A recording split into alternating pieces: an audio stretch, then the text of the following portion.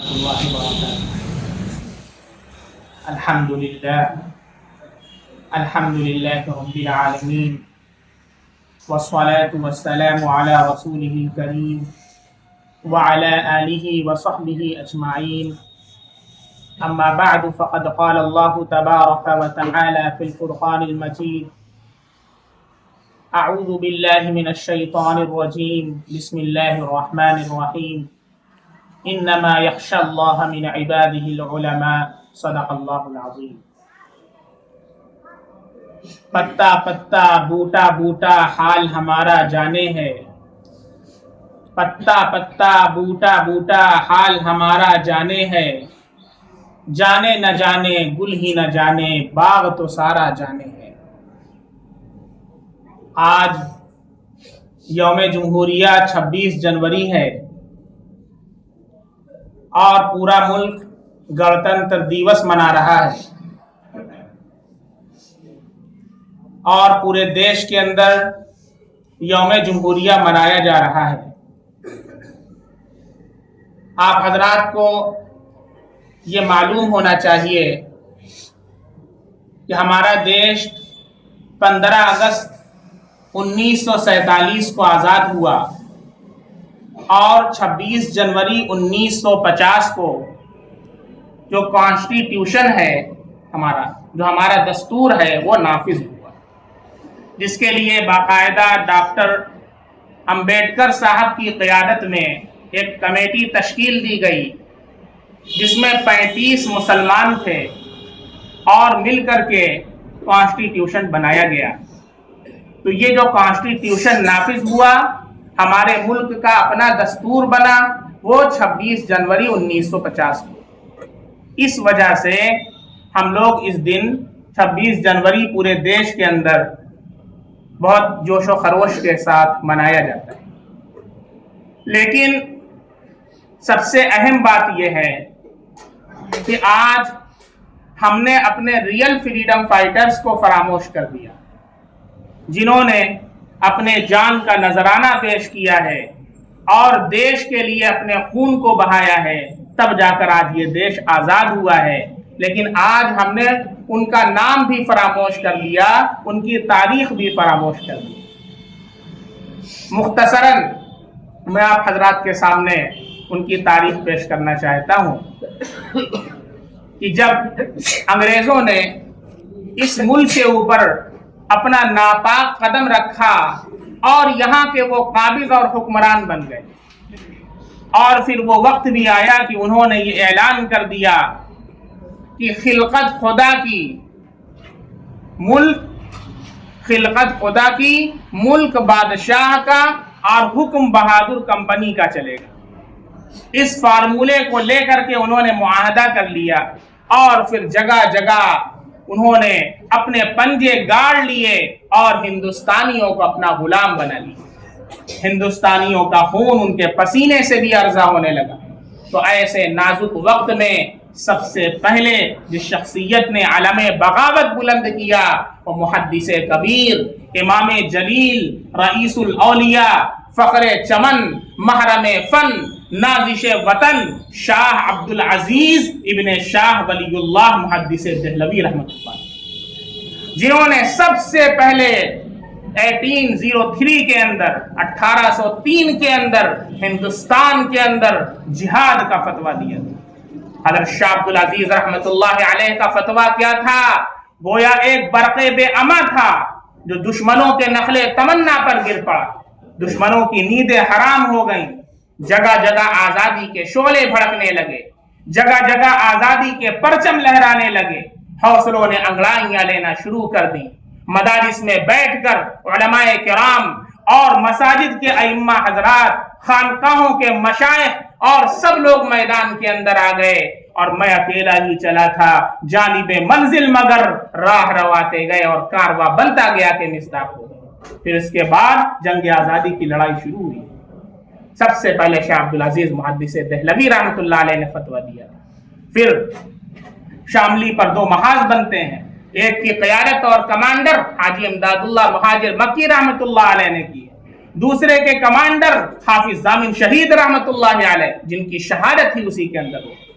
Thomson ایک English مورخ ہے، لکھتا ہے کہ دہلی کی چاندنی چوک سے لے کر خیبر تک کوئی ایسا درخت نہ تھا جس پر علماء کی گردنیں نہ لٹکی ہوئی۔ ٹامسن کہتا ہے کہ میں اپنے خیمے کے اندر تھا دہلی میں نے مردار کی بدبو مجھے محسوس ہوئی، میں خیمے سے نکلا کہ کہاں سے بدبو آ رہی ہے، جب پیچھے گیا تو دیکھا کہ وہاں آگ کے انگارے دہک رہے ہیں۔ میرے دیکھتے ہی دیکھتے 40 علماء کو لایا گیا، ان کے کپڑے اتارے گئے، ان کو برہنہ کیا گیا اور ان سب کے سب کو اس آگ میں ڈال دیا گیا اور وہ سارے کے سارے اس میں جل گئے۔ ٹامسن کہتا ہے کہ میرے دیکھتے ہی دیکھتے 40 علماء کو اور لایا گیا۔ انگریزوں نے کہا او مولویو، تم میں سے ایک آدمی یہ کہہ دے کہ ہم 1857 کی جنگ آزادی میں شریک نہ تھے، ہم تم سب کو چھوڑ دیں گے۔ ٹامسن جو ایک انگریز مورخ ہے، وہ کہتا ہے میرے پیدا کرنے والے کی قسم، سارے کے سارے مولوی پک تو گئے لیکن کسی نے انگریزوں کے سامنے اپنے سر کو جھکانا گوارا نہیں۔ یہ ہماری تاریخ ہے۔ آج ہمیں اپنے علماء کے نام یاد نہیں ہے۔ آج کتابوں کے اندر مہاتما گاندھی کا تو تذکرہ ملتا ہے، سبھاش چندر بوس کا تو تذکرہ ملتا ہے، چندر شیکھر آزاد کا تو تذکرہ ملتا ہے، لیکن جس نے آزادی کا فتویٰ دیا، جس نے جہاد کا ہندوستان کے اندر فتویٰ دیا ہے، حضرت شاہ عبدالعزیز محدث دہلوی رحمت اللہ علیہ، انہیں ہم نہیں جانتے۔ شیخ الہند مولانا محمود حسن دیوبندی رحمت اللہ علیہ، جنہوں نے گاندھی جی کو مہاتما بنایا اور مہاتما کا خطاب دینے والے گاندھی جی کو کوئی اور نہیں، وہ شیخ الہند مولانا محمود حسن دیوبندی رحمت اللہ علیہ، جنہوں نے تحریک ریشمی رومال ایجاد کی تھی۔ اگر وہ تحریک کامیاب ہو چکی ہوتی تو آج ہندوستان کا نقشہ ہی کچھ اور ہوتا، مگر قسمت کی خوبی دیکھیے، ٹوٹی کہاں کمن، 2-4 ہاتھ جبکہ لبے بام رہے۔ یہ وہ صورتحال ہے جس پر افسوس ہوتا ہے کہ آج ہم نے اپنے علماء کے نام کو فراموش کر دیا۔ ہمیں نہیں معلوم ہے اپنی نسلوں کو کیا بتائیں۔ ہندوستان کا پہلا وزیر تعلیم کون؟ حضرت Maulana Abul Kalam Azad. The first education minister of India، حضرت مولانا ابوالکلام آزاد۔ ہندوستان کو میزائل دینے والا کون؟ ڈاکٹر اے پی جے عبدالکلام۔ ہندوستان کو میزائل دینے والا ہندوستان کے ایکس پریزیڈنٹ رہ چکے ہیں، ہم نہیں جانتے۔ آج ترنگا لہرایا جا رہا ہے، اس ترنگے کو ڈیزائن کون کرنے والا ہے؟ اس ترنگے کی ڈیزائن کس نے کی ہے؟ ایک مسلم لیڈی نے کی ہے، سوریا طیب جی، جو حیدرآباد کی رہنے والی تھی۔ مسلمانوں، تاریخ نہیں معلوم ہے تمہیں۔ آج ہم نے دیش کے لیے سب کیا۔ شیخ الاسلام حضرت مولانا حسین احمد مدنی رحمت اللہ علیہ، جن کے جانشین اور شاگرد اور ان کے صاحبزادے حضرت مولانا سید ارشد مدنی دامت برکاتہم استاد محترم ہیں، شیخ الاسلام کو اور ان کے استاد شیخ الہند مولانا محمود حسن دیوبندی رحمت اللہ علیہ کو 3 سال کے لیے مالٹا کی جیل میں قید کیا گیا، جہاں انگریز روزانہ لوہے کے چھڑ کو گرم کر کے ان کے پیٹھ کو داغا کرتا تھا۔ جب حضرت شیخ الہند رحمت اللہ علیہ وہاں سے رہا ہو کر کے آئے تو گاندھی جی گئے تھے ان کا استقبال کرنے اور لینے کے لیے۔ حضرت نے کہا کہ میں نے وہاں پر جیل کے اندر اللہ سے بڑی دعا مانگی، اللہ نے دل کے اندر الہام کیا ہے کہ اب یہ آزادی کی لڑائی اکیلا صرف مسلمان نہیں لڑے گا، بلکہ سب لوگ مل کر کے لڑائی لڑیں گے اور ہم اب کسی کو قائد بنائیں گے۔ سب نے موہن جی کرم چندر داس گاندھی جی کا نام پیش کیا تو حضرت مولانا شیخ الہند مولانا محمود حسن دیوبندی رحمت اللہ علیہ نے ان کو، چونکہ افریقہ میں بھی کام کر چکے تھے اور بھی ان کے کافی کارنامے تھے، محنتیں تھیں، ان کو آگے کیا۔ گاندھی جی نے کہا حضرت مجھے آپ قائد بنا رہے ہیں، میرے پاس تو پیسہ نہیں ہے، قائد بننا بڑا کام ہے، پورے ملک میں دورہ کرنا پڑتا ہے۔ شیخ الہند مولانا محمود حسن دیوبندی رحمت اللہ علیہ نے کہا دورہ تم کرو گے، پیسہ مسلمان دیں۔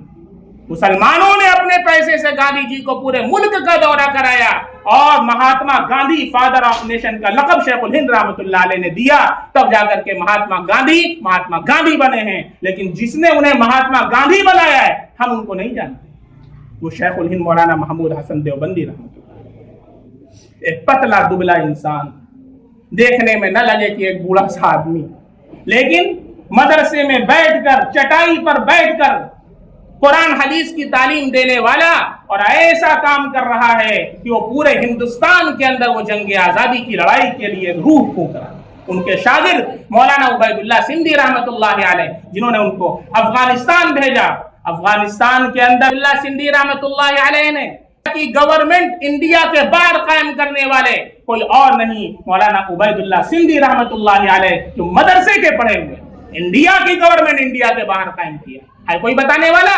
آپ حضرات کے علم میں نہیں ہے، یہ آپ بتائیے لوگوں۔ ہم سے پوچھا جاتا ہے تم نے دیش کے لیے کیا کیا؟ ارے ہم نے ہی تو کیا۔ 1757 عیسوی سے جنگ آزادی شروع ہوئی ہے۔ یہ بھی تاریخ کا سب سے بڑا قصور ہے کہ آپ کو 1857 بتایا جاتا ہے تاکہ 100 سال کی جنگ آزادی کا نام لینے والا کوئی نہ رہے۔ میں علی اعلان کہتا ہوں 1757 سے لے کر 1857 تک کی جو جنگ آزادی 100 سال تک کی ہے، تنے تنہا مسلمانوں نے لڑی۔ 1757 کے اندر نواب سراج الدولہ نے پلاسی کے میدان میں انگریزوں سے لوہا لیتے ہوئے اپنی جان آفری کے سپرد کر۔ اس کے بعد حیدر علی ٹیپو سلطان کے جو والد تھے اور شیر میسور ٹیپو سلطان، ان لوگوں نے لڑائی کی قیادت سنبھالی ہے، اور 1799 کے اندر 1799 کے اندر ان کے وزیر میر جعفر کی غداری کی وجہ سے ٹیپو سلطان شہید کو شہید کر دیا گیا۔ اور جس دن ٹیپو سلطان کا ایک قول بہت مشہور ہے، آپ نے سنا ہوگا، شیر کی ایک دن کی زندگی گیدڑ کی 100 سال کی زندگی سے بہتر۔ جس دن اس شیر میسور کی شہادت ہوئی ہے، انگریز نے ان کے لاش کے اوپر پیر رکھ کر کے کہا تھا آج سے یہ ملک ہمارا ہے۔ لوگ ہم سے پوچھتے ہیں کہ تم نے انڈیا کو کیا دیا؟